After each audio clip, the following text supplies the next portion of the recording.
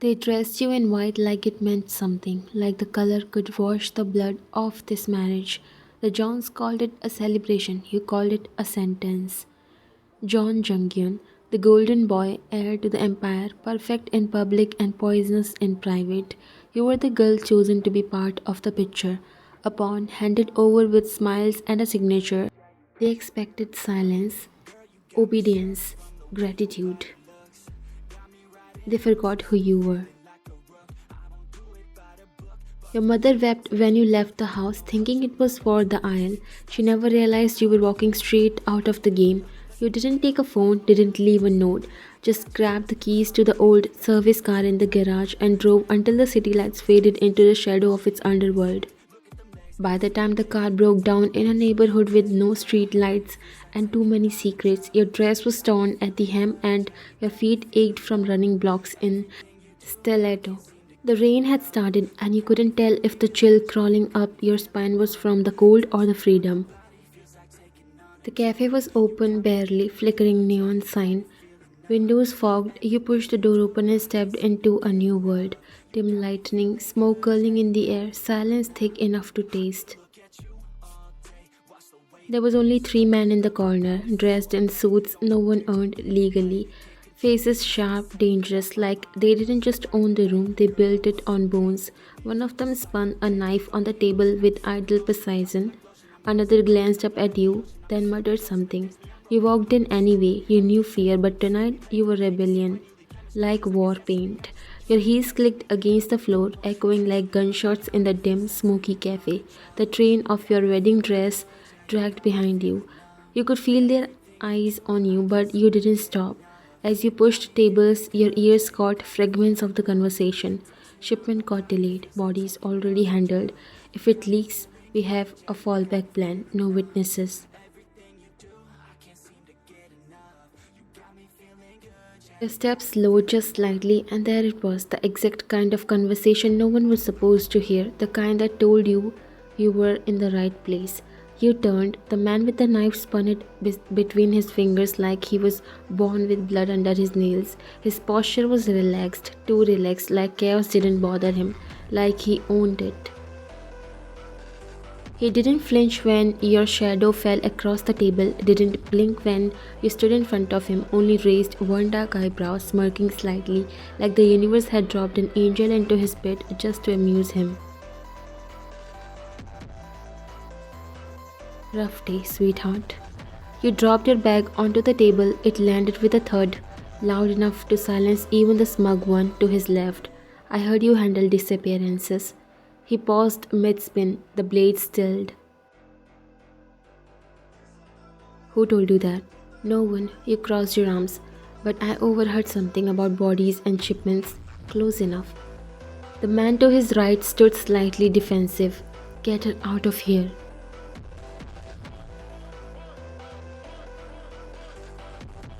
You glared at the man. Sit down, I'm not done talking.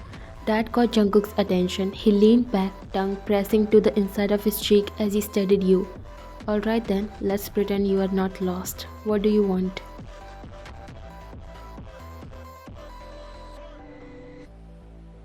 I need a favor. You said. The knife paused, his gaze lifted, sharp, unreadable, and lethal. And do we know each other to be asking or doing favors?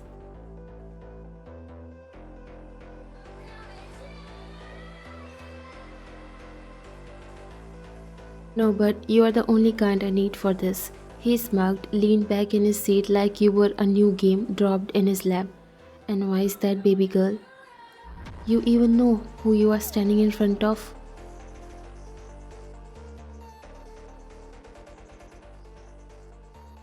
The man from the left spoke again, but Jungkook stopped him. I don't need to. Not when the whole room stiffened the second I walked your way. His tongue clicked against his teeth, amused. His man looked ready to intervene, but one glance from him kept them frozen. He took a breath, said it clear and loud. I want you to kidnap me from my wedding. The cafe turned into silence for a second. His eyes swept you from head to toe, slow and unhurried, taking in the dress, the trembling fist at your sides, the madness in your eyes. Didn't you already run? You nodded. Yeah, but they will come after me. You stood up and stepped closer enough for him to smell the panic under your perfume.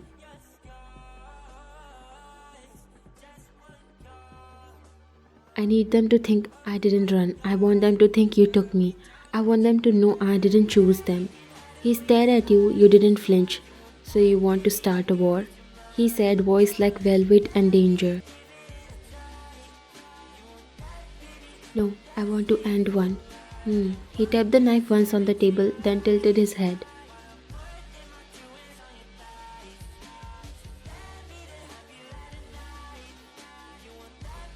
You are either brave or stupid. Neither. I'm desperate. There's a difference. He smiled, not used to seeing such a bold woman in his life. Go on, princess.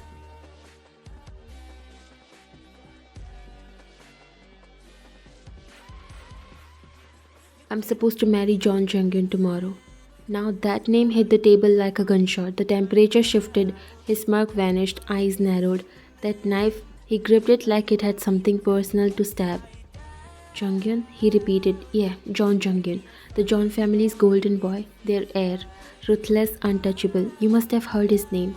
He didn't answer right away. Instead, he leaned forward, arms on the table, eyes locked on you like he was searching for something beneath your skin.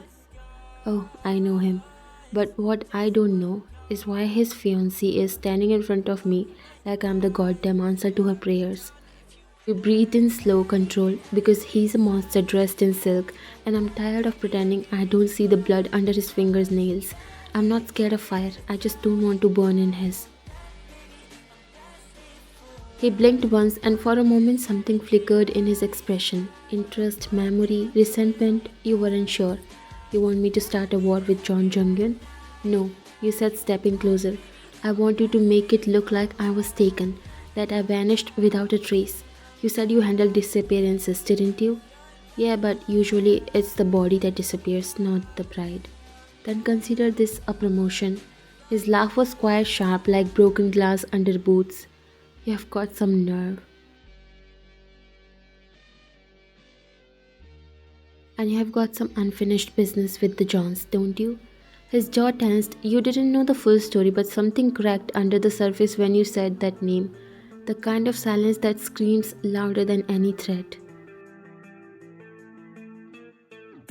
He'll chase me, he'll find me, unless you make sure he doesn't. He tilted his head. You do realize who I am, don't you?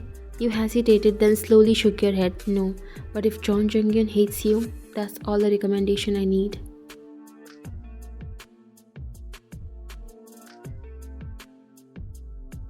That made him grin again, not the pretty kind, the dangerous kind. Alright, bride.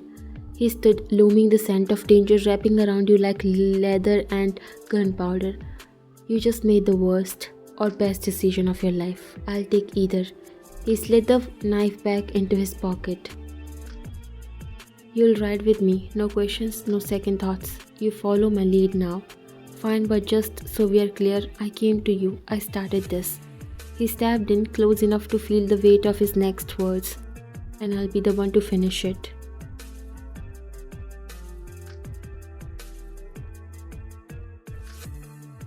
The sun had barely risen, but the mansion was already suffocating with panic. Your mother paced the marble floor in her robe, phone in hand, trying every number you never answered. Your father stood beside Jungyun. He was trying to calm him, but Jungyun's anger was like a fire. The chandelier trembled as Jungyun's voice roared through the halls. Where is she? His jacket was thrown across the floor, his phone smashed against the wall. Your parents, as well as the guards, flinched as he shouted, eyes red, hands stained with blood. Someone hadn't answered fast enough. She left this house in a damn wedding dress. How the hell did no one stop her? One guard tried to speak, he didn't finish the sentence.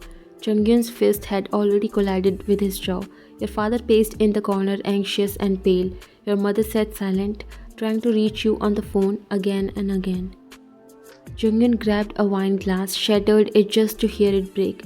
I swear to God, if she thinks she can humiliate me...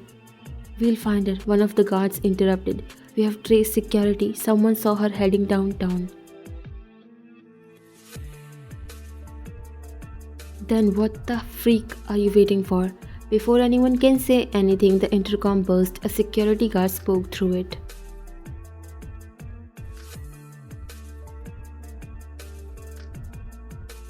Black car just entered through the front gates unannounced. Everyone went silent. We believe Miss Wine is in the passenger seat.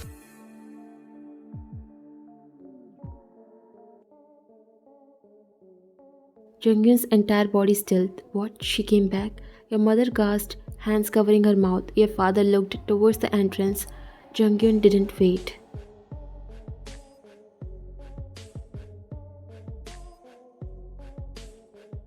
He stormed towards the massive front doors, yanking them open so hard they nearly cracked against the walls. Everyone rushed after him, your parents, house staff, the Johns, tension spilling into panic, shock, anticipation. The black car rolled to a smooth halt in the center of the circular driveway, and then the door opened. You stepped out, hair wild from the wind, last night's outfit wrinkled, eyes sharp and calm like a storm waiting to break. Everyone froze, and then the second door opened. Boots hit the gravel. A man emerged tall, dressed in black, calm, and still as if chaos bowed to him. He moved like smoke, like something dangerous wrapped in silk. Junghyun's jaw locked. Your parents stared. Mr. John's expression shifted from confusion to something worse, recognition. Junghyun's hands fisted. Your mother rushed down the stairs. Fine. Where have you? Who is? But before you could say anything, someone else spoke from behind the crowd. Jungkook?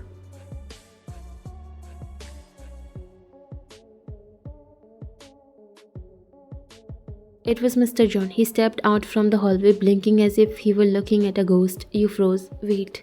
You said slowly, turning to him. Did he just call you?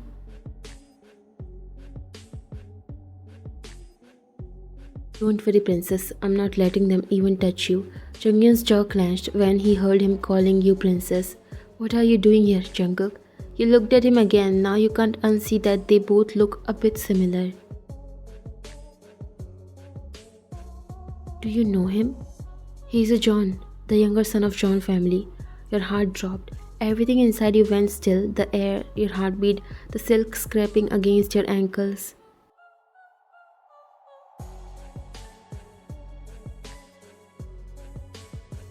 You looked at him, really looked, and suddenly all the pieces clicked into place. The smirk, the eyes, the subtle resemblance, the quiet fury behind his calm. You are their son? You whispered. Jungkook turned towards you slowly. His voice was soft, not cruel, but not kind either. Didn't matter when you asked me to ruin them, did it? You opened your mouth, betrayal thick on your tongue, but he stepped in close, too close, and lowered his voice just for you.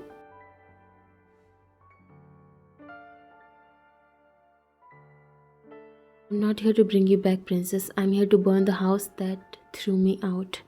He let the words sink in, his hand grazing your back, possessive and proud.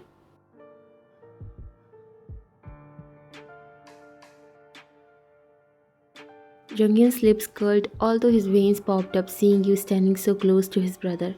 You brought her here. You brought my fiancé back like some trophy.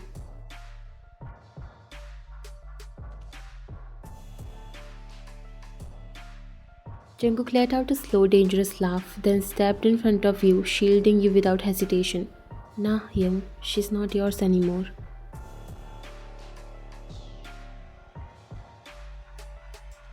Junghyun's smirk faded completely and his eyes darkened as they shifted from you to Jungkook. Oh, really? He looked at Jungkook like he wanted to kill him. You think you can walk into my place and take my woman? You took a deep breath. Your heart was racing, but your voice was steady. I'm not your woman, Junghyun. Everyone went quiet. Jungkook smiled then, a cold, proud smile. He turned his head towards Junghyun, his voice calm but sharp. Did you hear that? She said no. That's the end of it.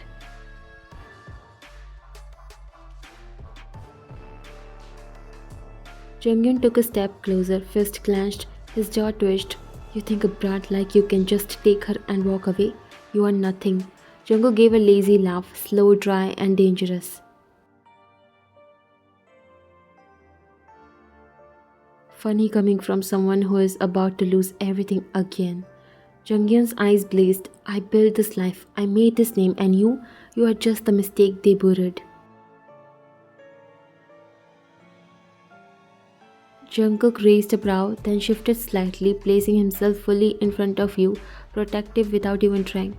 Yeah, then why does your fiancé trust the mistake more than you?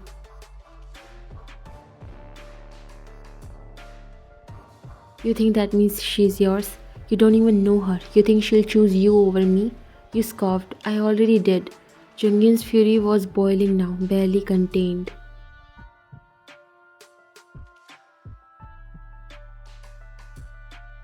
You think I'll just let you walk away with her? To take what's mine? Jungkook's laugh was quiet and cold. She was never yours, Hyung, and I don't ask for permission.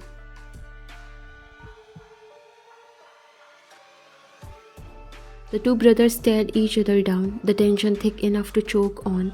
You could feel the storm building between them. You didn't expect this when you asked Jungkook for help, but now you knew you picked the right devil. Junghyun stepped closer, but Jungkook's hand slid around your waist, pulling you back gently but firmly. Make one move, and I'll remind this house why they threw me out. Pin drop silence fell. Even your father didn't speak. Mr. John looked torn, his past and present flashing in front of him. Junghyun scoffed, trying to laugh, but it came out broken. You think this little act make you strong? You're still the kid they disowned, the bastard who couldn't carry the John name.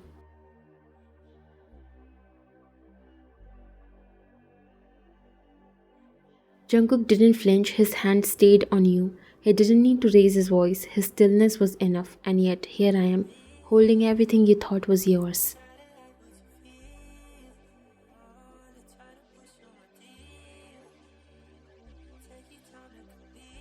Junghyun's hands curled into fists. She doesn't belong to you. You stepped forward before Jungkook could respond. Your eyes locked with Junghyun's. I don't belong to anyone, but if I had to choose, I would rather belong to the devil who fights for me than the angel who cages me. Jungkook's smirk curved, but his eyes never left his brother. Still think you're the man, Hyung? Because all I see is a boy throwing a tantrum over what he couldn't keep. Junghyun lunged, this time not with words.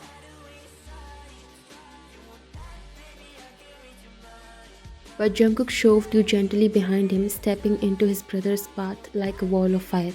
Try it, I dare you. The guards flinched, your father shouted something, Mr. John moved forward, but no one laid a hand.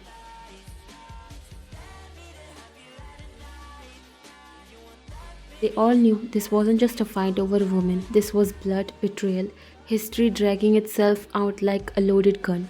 You grabbed Jungkook's arm. He's not worth it. He looked back at you, then turned to Junghyun again. His voice dropped, no longer fury, just cold prophecy. Walk away now, Hyung, because next time I won't just take your woman.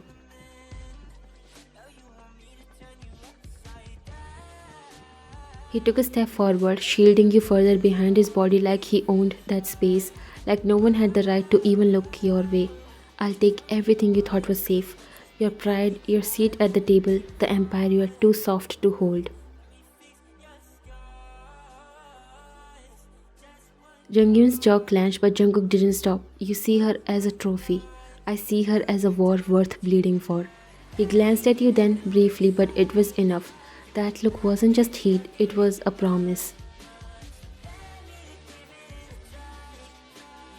You locked her in a cage, I'm giving her the whole freaking world. He turned to the rest, your father, Mr. John, the stunned household, frozen in silence.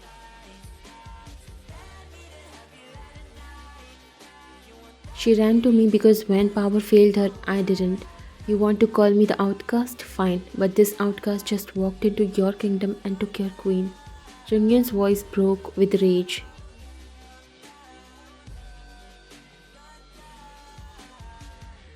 She's not yours. Jungkook stepped forward again, calm and deadly. She's now. And you better get used to that, Hyung. Because she chose me and I'll remind her every damn day why she was right. Then he turned to you, brushing a strand of hair off your face. Eyes, never soft but solid. You're safe now. You're mine. and no one gets to touch what's mine again. You didn't flinch, you didn't pull back because for the first time you felt exactly where you belong. This is the man who can handle you. Let's go, princess, he whispered, hand lacing with yours. This place doesn't deserve your tears. And with that, he walked you out of the ruins of everything that once caged you, like a man who didn't just win you, he conquered for you.